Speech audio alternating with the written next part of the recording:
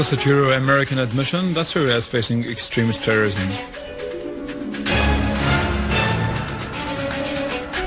Israeli forces of occupation stormed the Dome of the Rock for the first time since 1967. 4 dead and more than 400 wounded in clashes in the Egyptian city of Bursaid.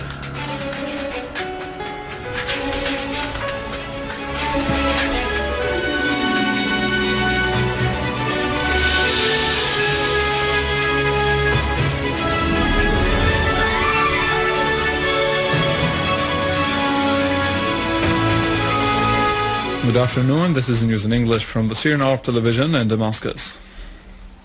In an American-European, a new admission, the American Secretary of State John Kerry pointed out that Syria was facing extremist terrorism. In what analysts described as a turning point in American policy, this admission comes within the context of Kerry's visit to the region. He stressed the necessity of dividing and differentiating among groups of Syrian opposition, yet America could not get rid of the complex of its double standards. For example, America considered al-Nusra Front a terrorist organization, but continued to support it with various means. The press office of the Kremlin announced that Russian President Vladimir Putin and his French counterpart François Hollande exchanged opinions in a telephone call about cooperation to solve the Syrian crisis. In its statement today, the office pointed out that the telephone followed the recent visit of the French president to Russia. In Moscow last week, President Putin held a joint press conference with his French guest and called upon the international community to prevent the extremist groups from exploiting the tragedy in Syria to achieve their sinister aims.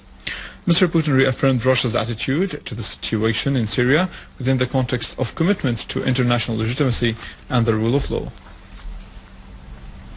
The British newspaper Sunday Times confirmed that the British armed man Ibrahim al-Masawji was killed in Syria, pointing out that al-Masawji was one of 80 British armed men who went to fight in Syria.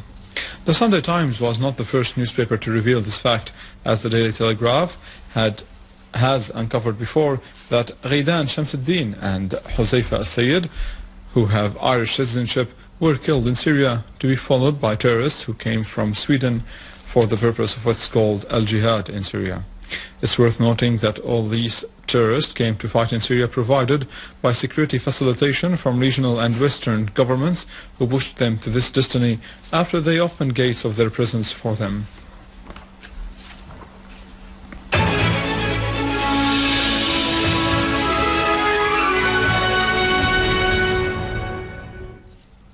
Syrian Arab Army units chased terrorist groups near the Grand Mosque and the Parliament roundabout in the countryside of Jowar in Damascus. An official source said that 4 leaders of terrorist groups were killed in this operation. Units of our armed forces destroyed terrorist groups, their hideouts, weapons and equipment in some farms around the west side of Idlib and along the Idlib-Filon highway and some villages in Jisr al-Shughur countryside. The Syrian Arab Army inflicted heavy casualties on the terrorists in the valley of Al-Dayf and Al-Ahmadi in the area of Ma'arat al-Nu'man. Other army units destroyed a storehouse of ammunition and killed and wounded several terrorists in their hideouts in the square of Al-Nirab and other terrorist groups in the farmyards of the villages of Bruma, Kafruhin and Taftanaz. In the town of Abu Zuhur, a unit of our armed forces attacked a terrorist group, inflicting heavy casualties among them. Moving to Al-Raqqa, where units of the Syrian Arab Army confronted terrorist groups, destroyed convoys of their vehicles and ammunition. The dead terrorists included Abu Abdullah al-Gharib, leader of al-Nusra Front terrorist group in Al-Raqqa, as well as Khalaf al-Mari, field leader of the terrorist group known as Ahrar al-Sham, the Free People of the Levant. Also in the southern countryside of Hama, Syrian armed forces restored security and stability to several villages after purging them of mercenary terrorists. The armed forces also captured a rocket factory that the terrorists used to make explosive devices. The armed forces destroyed a terrorist hideout in the town of Sheikh Abdullah and captured large amounts of weapons. Another unit of the Syrian army restored security and stability to the town of Taqsis in Hama in collaboration with the population, who played a vital role in uncovering the places where the terrorists planted explosive devices. The branch of the National Union of Syrian Students in India held a seminar of lectures in solidarity with the Syrians against world terrorism.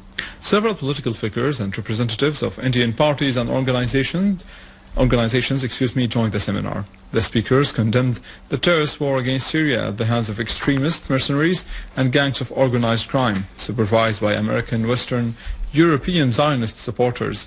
This war aims at destroying Syria and killing its people, thus repeating the crimes committed against Iraq and Libya under the pretext of democracy and freedom of opinion. The real aim of this war is to destroy Syria as the latest base of resistance and steadfastness against foreign hegemony. The students expressed support for Syria and its army in their effort and sacrifices to protect the steadfast homeland and to restore safety and security. The Popular Palestinian Committee of Solidarity with Syria and its national leadership organized a march in the village of Kufur Yusuf in Galilee in the occupied Palestinian territories under the motto, Syria confronting the reactionary imperialist Zionist forces. The committee expressed confidence of Syria's victory and asserted that national dialogue remained the only solution for the crisis in Syria.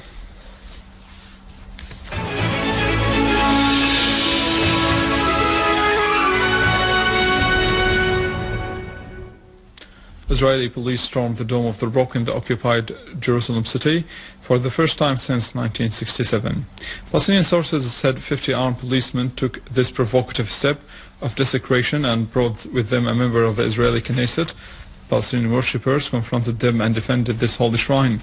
Israeli forces of occupation recurrently stormed the course of al-Aqsa Mosque near the Dome of the Rock. The public strike spread in Egypt to reach the city of Abu Sweir as the opposition pledged to boycott the legislative elections set to be held this month and also to boycott the national dialogue called upon by President Mohamed Morsi. Meanwhile, 4 people were killed and 420 injured as the clashes were renewed between the demonstrators and police in Port Said after the Interior Ministry announced it will move those who were arrested in Port Said Stadium case from the building of the Security Directorate into the prison of Nutrun Valley. A spokesman for the Egyptian army confirmed that a security forces soldier was killed and an officer in the army was injured in clashes in Port Said, which witnessed the 3rd week of strike. Cairo also witnessed clashes in El Corniche Nil Street near At-Tahrir Square as police used an armored vehicle and fired gas bombs against the demonstrators, injuring 5 people.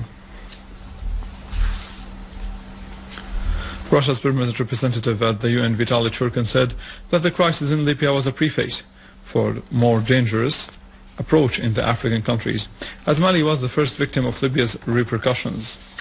Churkin said that a new approach appeared in the African continent as a result of the way some members of the international community dealt with the events in Libya. Churkin added that despite the toppling of the Libyan regime, Libya is still suffering from chaos and the flow of weapons, which has negative effects on the large coastal area, especially in Mali. And with this we reach the end of our news. More details on our website www.syriaonline.sy. And now a look at employment rates in Europe and the prices of gold in local markets in our economic news after the break with Nariman.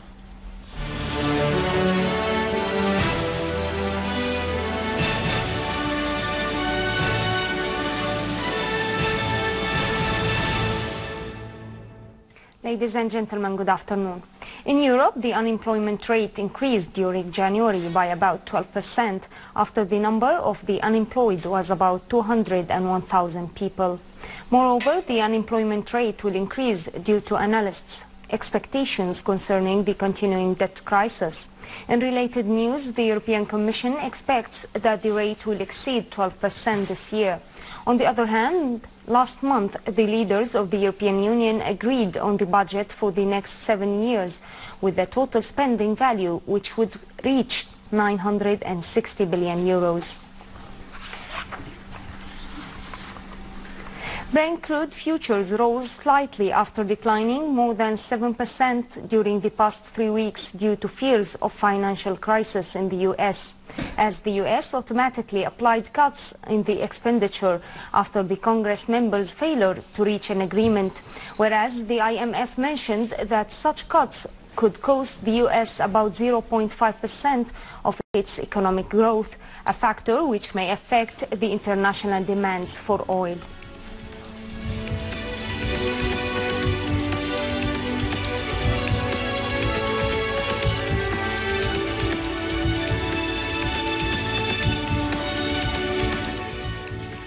European shares declined for a second day following the Asian shares lower after China tightened mortgage rules to cool its residential property market. Also, the US index futures dropped, while the Nikkei index rose 1.3% to its highest level in 53 months due to shares of the export companies after data showed the strength of the manufacturing sector in the US.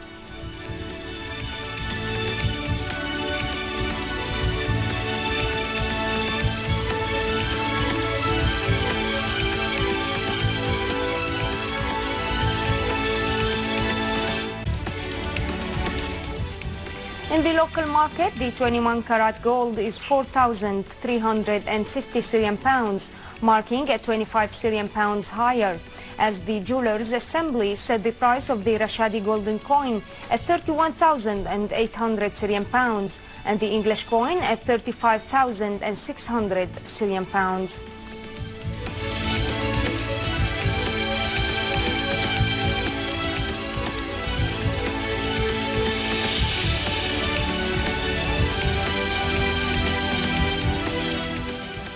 The euro approached its lowest level in almost 3 months against the US dollar as Italy moved towards a new election.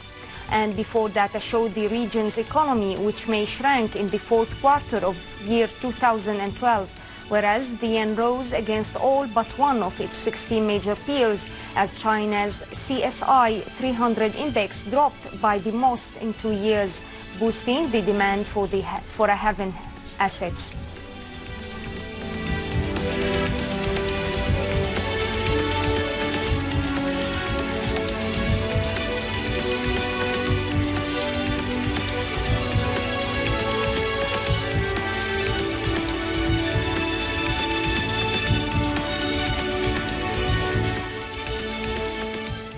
Ladies and gentlemen, this was our economic news for today. Thank you for watching. Goodbye.